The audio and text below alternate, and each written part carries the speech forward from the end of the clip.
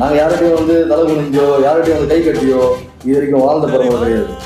உருது முஸ்லீம் சமுதாயம் எல்லாத்தையும் ஆண்டவங்க, ராஜாக்களும் சரி மன்னர்களும் சரி உருது முஸ்லீம் சமுதாயம் இருந்தாங்க. வேறு எந்த சமுதாயமும் இல்லை. இன்னைக்கு எங்கள் நிலை வந்து நடு ரோட்டில் நிற்கிற மாதிரி இருக்குது. அகதிகளாக நிற்கிறோம். எங்களுக்கு இந்த குரல் கொடுக்க எந்த தலைவனும் இல்லை. அதுக்கு தான் உருவாக்கப்பட்டது ஜனநாயக முஸ்லீம் மக்கள் கட்சி.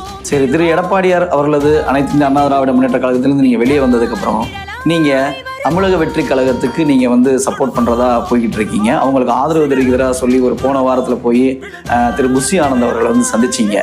இப்போ தமிழக வெற்றி கழகமானது வந்து உங்களுக்கு சப்போர்ட் பண்ணணும்னு எந்த வகையில் நினைக்கிறீங்க நீங்கள்? அவர் வந்து ஒரு அரசியல்வாதியாக வந்து தளபதி விஜய் அவர்கள் ஒரு அரசியல்வாதியாக நாங்கள் பார்க்கலாம். அவர் மக்களில் ஒருவராக இருக்காரு. கட்சியை வந்து தொடங்குறதுக்கு முன்னாடியே எல்லா சமுதாயத்துக்கும் ஒரு சப்போர்ட்டிவாக தான் இருக்காரு. அந்த அடிப்படையில் இந்த வகுப்பு திருத்த சட்டத்திற்கு குரல் கொடுத்த முதல் நாள் திரு விஜய் அவர்கள்.